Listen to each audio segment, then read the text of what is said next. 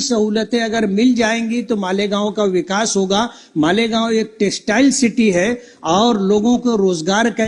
अस्सलाम वालेकुम, नमस्कार, सत श्री अकाल। मैं हूँ शाकिर शाह। आप देख रहे हैं शासन भारती न्यूज। आइए एक नज़र कुछ खास खबरों पर। धन्यवाद। शुक्रिया सदर मोहतरम। 2025-2026 के बजट पर आपने मुझे कहने का मौका दिया, मैं आपका शुक्रगुजार हूँ।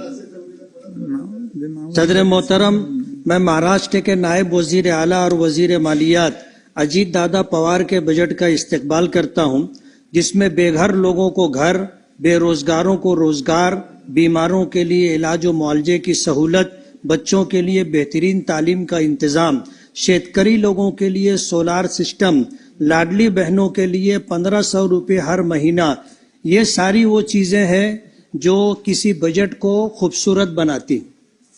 किसी शायर ने कहा है, कदम कदम पे उजाले उतर के आएंगे, तेरे नसीब में तारे उतर के आएंगे, घर से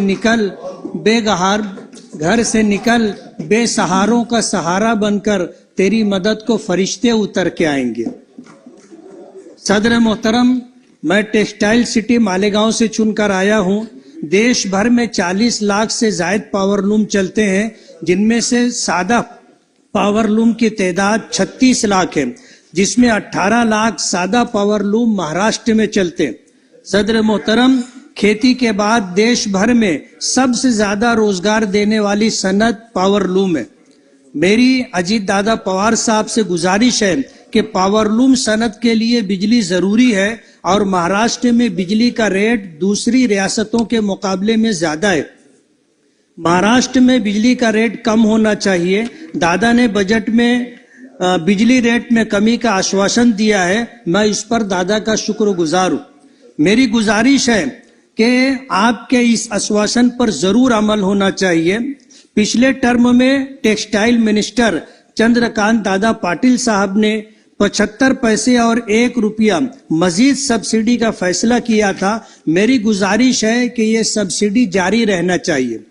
सदर मोहतरम, बिजली में रेट कम होने के साथ साथ मालेगांव शहर में टेक्सटाइल पार्क बनना चाहिए। मालेगांव में सादा पावरलूम की तादाद लगभग 4 लाख है। एक पावरलूम के जरिए 2.5 लोगों को रोजगार मिलता है। ये सनत तरक्की करेगी तो लोगों को रोजगार मिलेगा। सदर मोहतरम, मालेगांव में पावरलूम की एक बड़ी तादाद होने के बावजूद मालेगांव में जिनिंग फैक्ट्री और स्पिनिंग मिल नहीं है।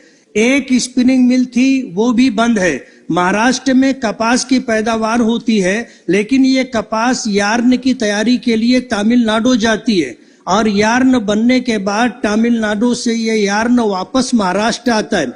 महाराष्ट्र में कपड़ा तैयार होता है और फिर ये कपड़ा फिनिशिंग के लिए गुजरात और राजस्थान जाता है, फिर ये कपड़ा वापस महाराष्ट्र में आता है। इस तरह ये कपड़ा जिसकी लागत 50 रुपया होनी चाहिए थी, तमिलनाडु और गुजरात राजस्थान जाने की वजह से ये कपड़ा 150 से 200 रुपये में मिलता है। मेरी सरकार से गुजारिश है कि महाराष्ट्र में जिनिंग और स्पिनिंग मिल बनना चाहिए, ताकि ट्रांसपोर्टिंग और फिनिशिंग पर जो अखराजात बढ़ते हैं वो कम हो और इससे जो नफा होता है वो महाराष्ट्र और महाराष्ट्र के लोगों को मिले।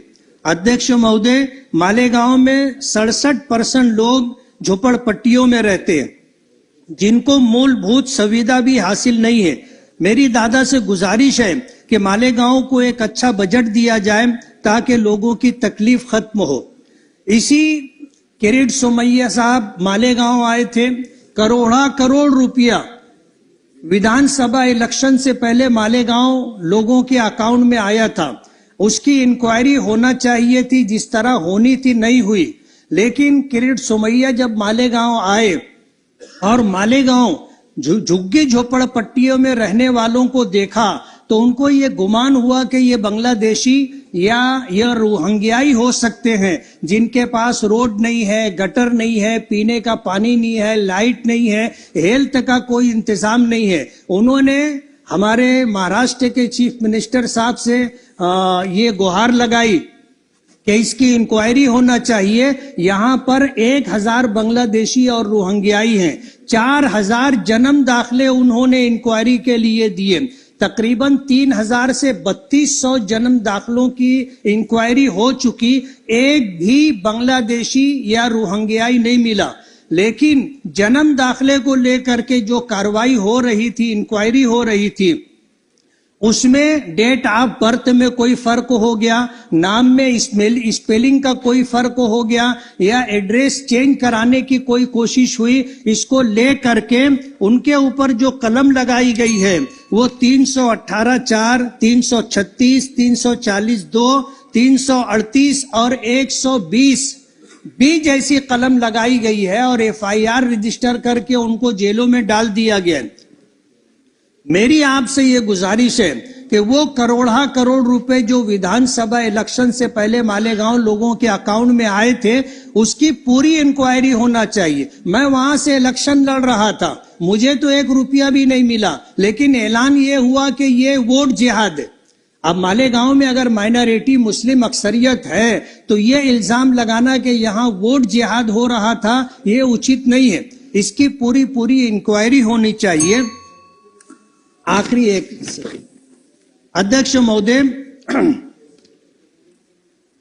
मालेगांव में टेक्सटाइल पार्क होना चाहिए, मालेगांव में एक इंजीनियरिंग कॉलेज और एक माइनॉरिटी मेडिकल कॉलेज होना चाहिए। मेरी दादा से गुजारिश है कि इस तरफ थोड़ी सी तवज्जो देंगे तो मालेगांव जो बहुत सारी सहूलतों से महरूम है, वो सारी सहूलतें अगर मिल जाएंगी तो मालेगांव का विकास होगा। मालेगांव एक टेक्सटाइल सिटी है और लोगों को रोजगार का एक जरिया है। मेरी आपके माध्यम से मिनिस्टर अजीत दादा पवार साहब से गुजारिश है